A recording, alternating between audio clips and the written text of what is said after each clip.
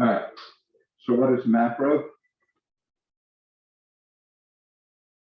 It's a study of the large economy as a whole. So like macro, we're studying the United States. Like we're studying all, if you're combining all the industries. All right. So instead of like just one consumer or one business, we're studying all the businesses. And the big part of why macro was developed is the Great Depression. All right. You really don't need to know that this is just extra. It's formed for the Great Depression so we could solve economic problems. Right. So the two things you should know on like why the study, one, measures the health of the whole economy, and two, it's able to determine do government policies work. So if government taxes, what effect does that have on the economy? That's what a macroeconomic economist studies.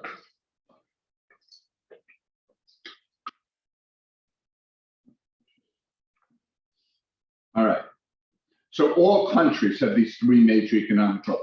Promote economic growth, which we've been studying. We could, real GDP, GDP, nominal GDP, GDP per capita. Come on in. I don't know, could you get a seat? There's the review sheet if you want. The second is prevent unemployment, which we talked about yesterday, the unemployment rate. Okay. And then the third would be keep prices stable, limit inflation. We've talked about inflation with like Cpi Index and GDP deflator. Okay. So promote economic growth, prevent unemployment, keep prices stable. So those are the three goals. Okay. All right, the most important measure of growth is GDP. So the definition, this is what you need from this slide, is it's a dollar value of all the country's final goods within the country's borders.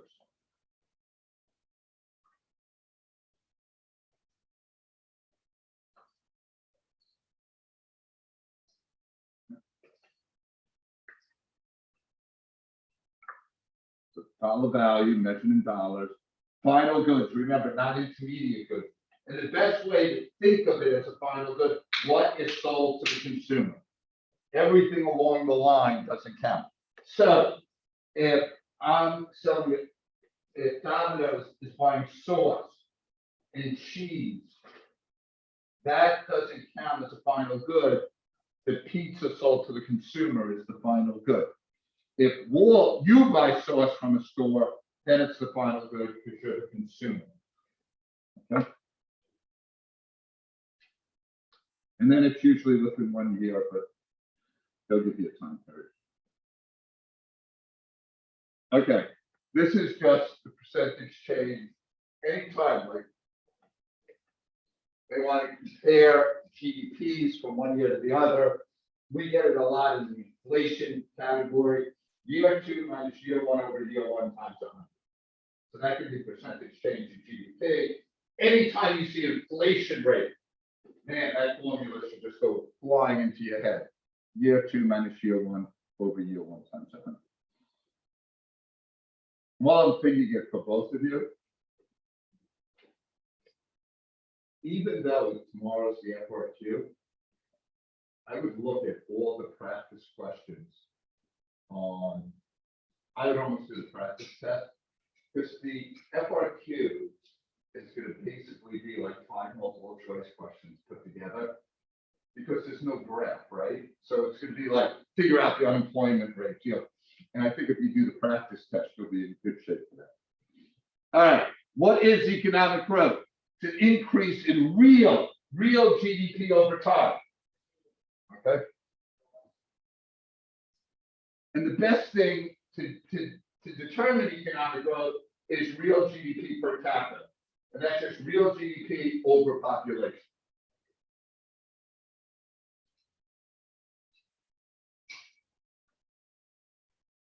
Okay.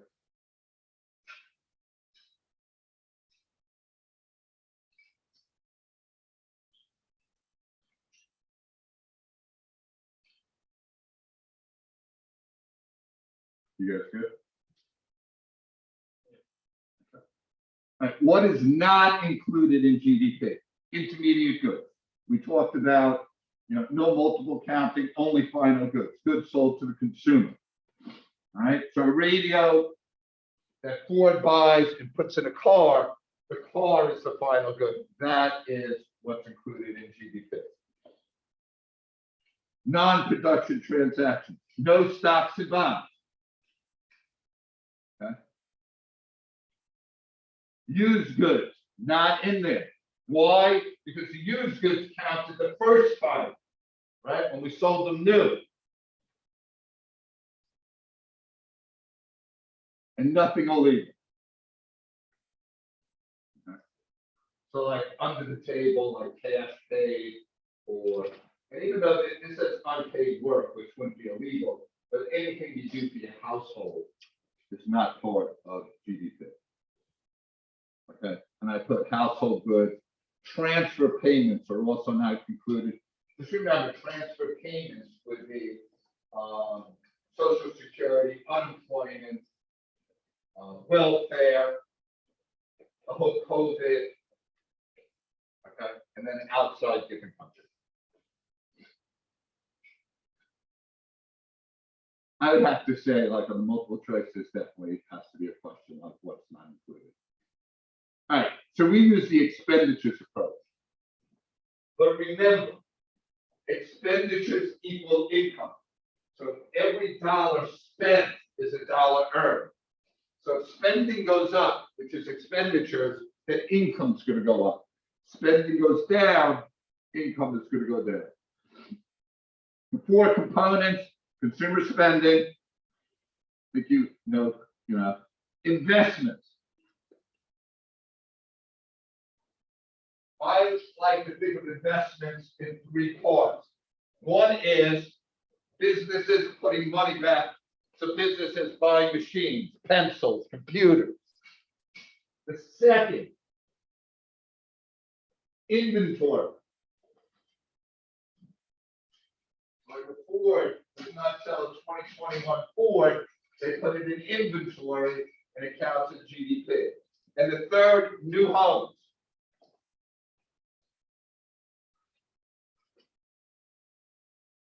I put a star next to investment because I think they normally like to ask, like that's the one specific category. All of the, like which one of these is part of investment? They give you A, B, C, D, and E. Okay, so remember investment. The third is government spending. Okay, remember, if government spends, they got to get something for it, either a good or a service. Pay the military, that's a service. Buy lights for a city, that's a service. Social Security, giving it to me, they're getting nothing back. So Social Security transfer payment. And then net exports, and remember, exports minus imports. This is going to be important because I could see this in an FRQ, where they give you like 8 things and they ask you, I think we do an FRQ like that. Like they gave you like 7 things and they ask you to add up what the nominal GDP is. Okay, so just remember, these are the ones. Okay? So it's GDP equal consumption plus investment plus government spending plus net exports. Okay. All right, here, the problem with nominal GDP, and I'll just say it, you didn't have to talk this one. The problem with nominal GDP is you don't know, did the prices go up? Did the productivity go up? Or did both go up? All right. So nominal GDP doesn't take much, it's measured in current prices. All right. So if you're thinking of how to find nominal, it's that year's price times that year's quantity. Again, if nominal GDP goes up, prices could go up, quantity could go up, or both. Real GDP is expressed in constant or unchanging dollars. So real GDP is quantity times base year price. So if real GDP goes up, quantity has to go up because everyone's using the same base year price. The real GDP measures productivity.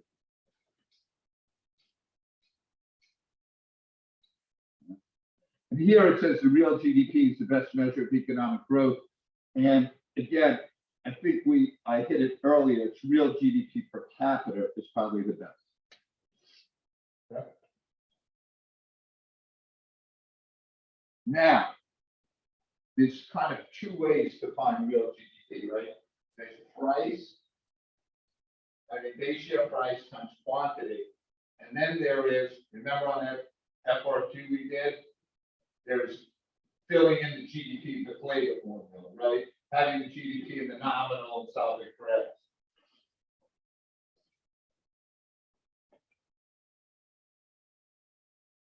All right, and this is like the example we did in class, just to show you. All right, the business cycle.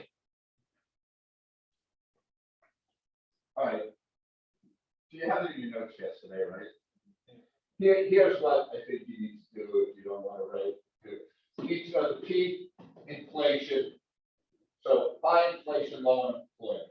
Trough, low inflation, high unemployment. And this spot right here, where the blue crosses the red, so that is full employment equals potential output. Remember, we said full employment yesterday is just frictional and structural unemployment. That's at that spot right there.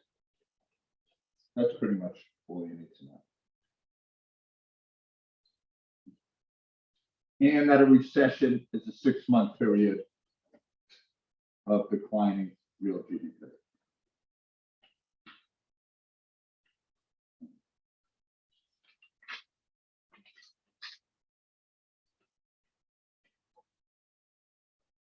Why the cycle?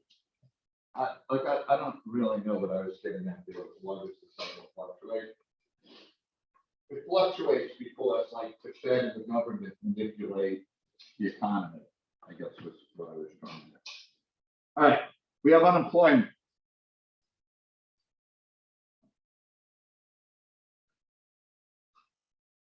All right, so it's the percent of people in the labor force who want a job. The key there is labor force who want a job. Again, my wife is a stay-at-home mom. She is not part of the labor force. Unemployment rate equals unemployed, and I have labor force here, but I would put in parentheses employed plus unemployed. I'm going to tell you, like, we're going to have problems on this if people have to put unemployed over employed.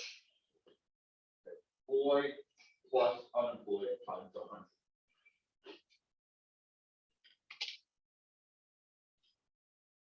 Okay, the labor force above 16. You guys are in the labor force. Able and willing to work. All right. I want a job and I'm physically able. Not institutionalized. When I say hospitals, I don't mean like you go into the hospital if you hurt your knee. I mean like institutionalized, like maybe in a mental hospital for a while, or jail. They're not part of the labor force. The military, not part of the labor force. You guys in school, full-time, not retired, no. Okay. You have to be looking for a job in the past 4 weeks. You have it like, so say Walt hasn't looked for 6 weeks, he is not in the labor force.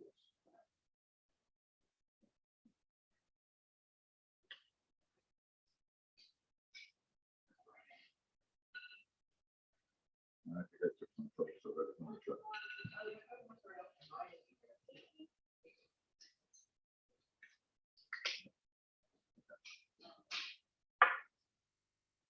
All right.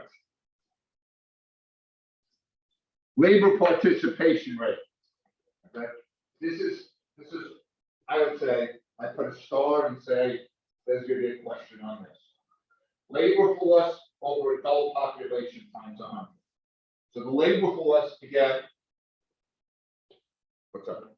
Can we do the quiz, or should we do it like? Could you do it tomorrow morning? Yeah, absolutely. Yeah, tomorrow would be, okay? No problem.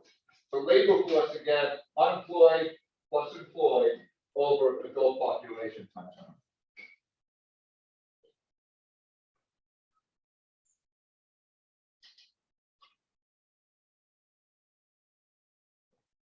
Here's the type of questions they sometimes ask here. What was in the labor force? He stops looking for a job. What does that do to the labor force participation? All right. Well, the labor force goes down, the adult population stays the same, so the labor force participation would drop. All right, the three types of unemployment. Frictional, temporary. All right, so that's people looking for work.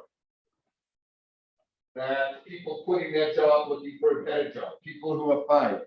There will always be frictional unemployment.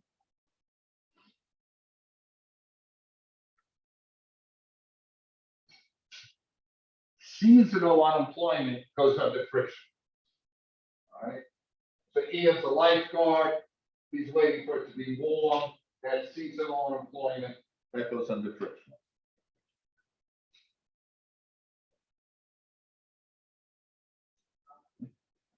Second one, oh, there's seasonal.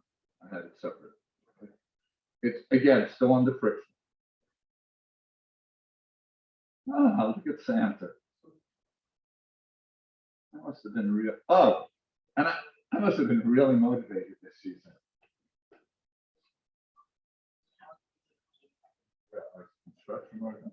All right. Second type, structural. This is longer term. Skills are obsolete. This is either like I talked about Flint, Michigan yesterday, you leave, your skills become obsolete. Workers must learn new skills to get a job.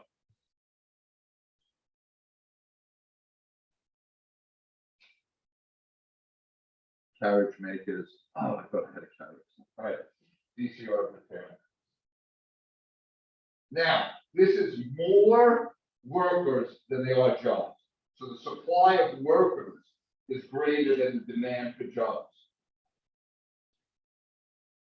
So the interesting and tricky question with that is minimum wage causes structural unemployment, right? Because when you put minimum wage, supply is greater than demand.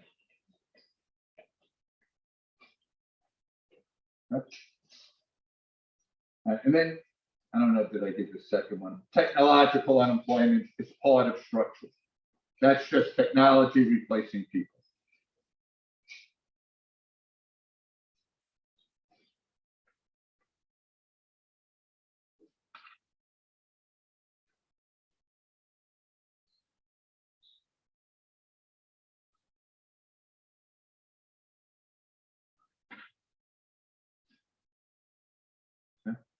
The third is cyclical.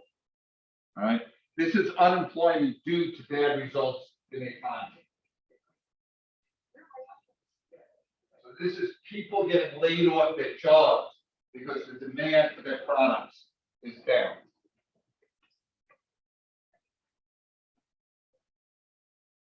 Okay.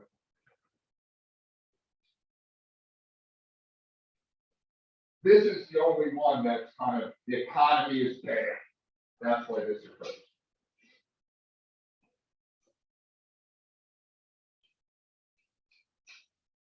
Okay.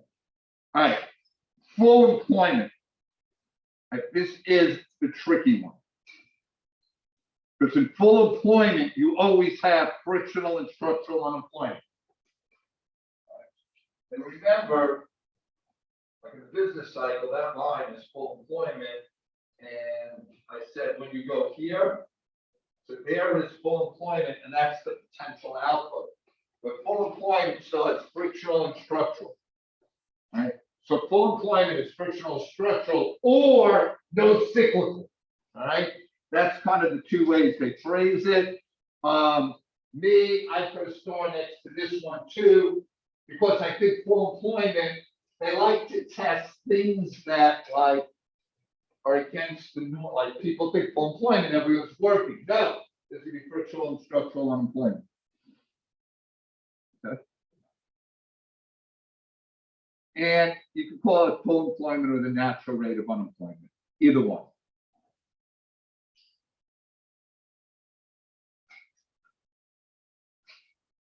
Okay.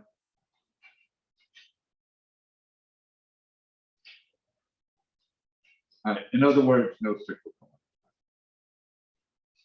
For the United States, it's about 4 to 6%.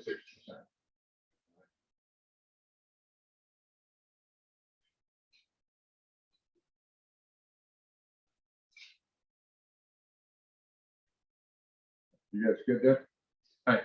The criticisms of unemployment, the biggest one is disgruntled job seekers.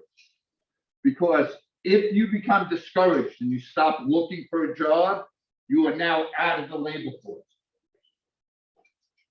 So say you both become discouraged and we take you both out of the labor force, unemployment goes down. And you didn't get jobs, you're just discouraged. All right, so discouraged job workers. The second is part-time workers who want more. Because if Ian is working 20 hours, he's considered employed, even though that might not pay his bills. Okay, and then there's race, age inequalities. Like teenagers always have the highest thing. And you don't need, obviously, to know those percentages.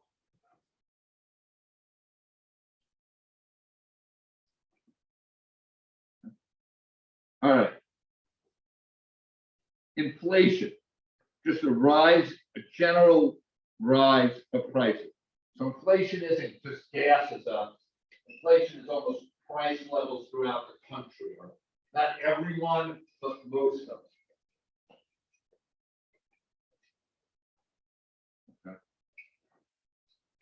And remember, it reduces purchasing power. If I'm making $100 a week and Pepsi was $1, I used to be able to buy 100 Pepsis. Now it's $2. I can only buy 50.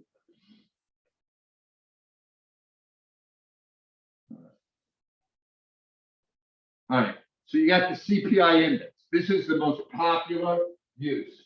So there's two ways that we know. The GDP deflator, and I'm going to give you like today in your packet all the formulas, which is nominal over real times 100, and the CPI index. The thing that makes the CPI index better is it takes foreign goods and it's measuring what consumers buy. GDP deflator, no foreign goods, and like who cares? You see the word inflation rate, boom, year 2 minus year 1 over year 1 should be in your mind. Okay. All right. Let's go. Did I give you the?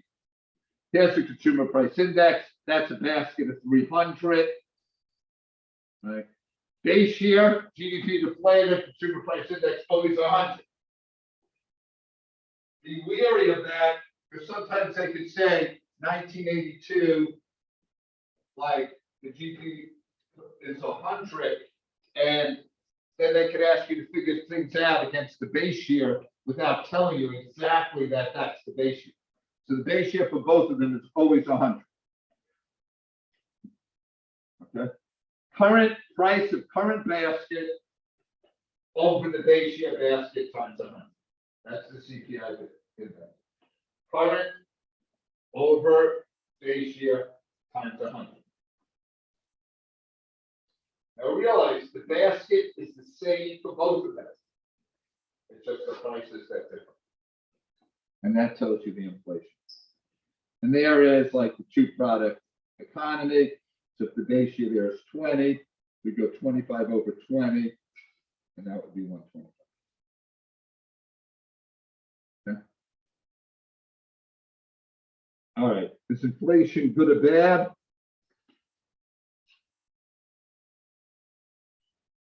Lenders, they're hurt by inflation.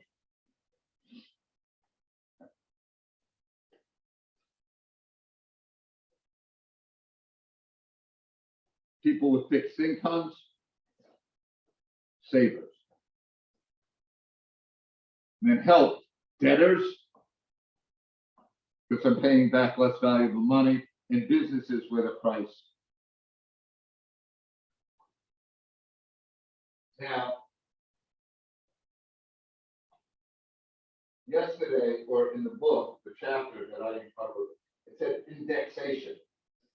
So cost of living adjustments might help people with fixed income. So if I have Social Security, which is a fixed income, I have a cost of living adjustment. So if inflation goes up 2%, then my income goes up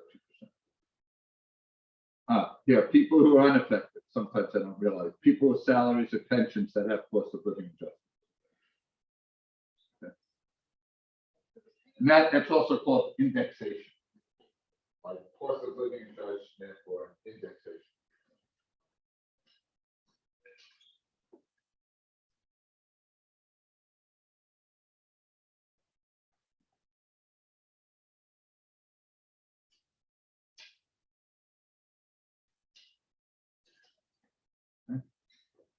All right, you don't really need the 3 causes of inflation.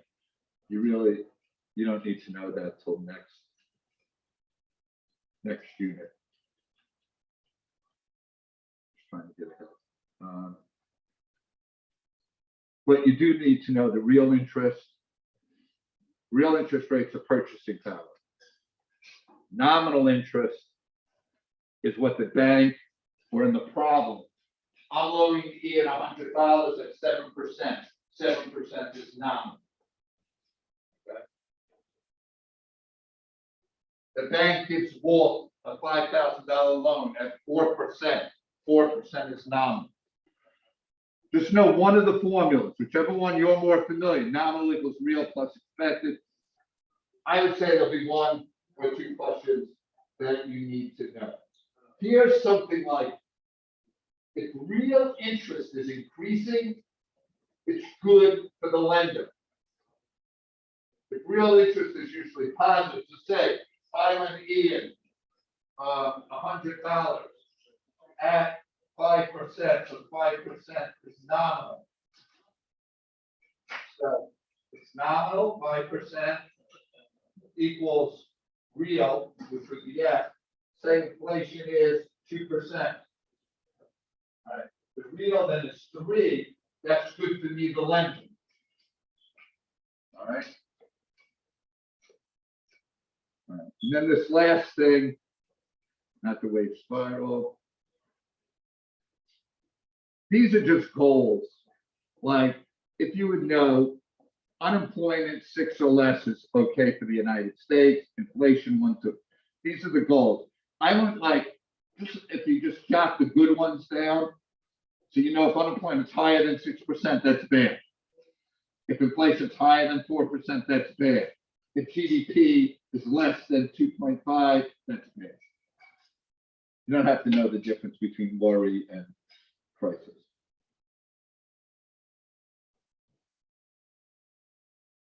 Any questions you two have about anything in life?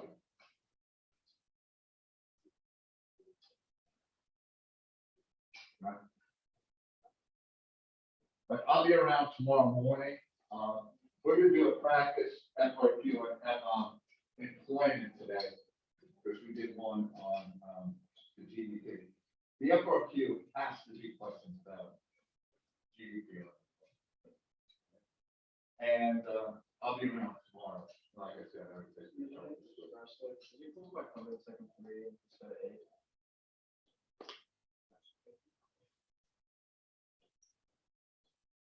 Dan, do you have any questions? No. You're good? Okay. No problem.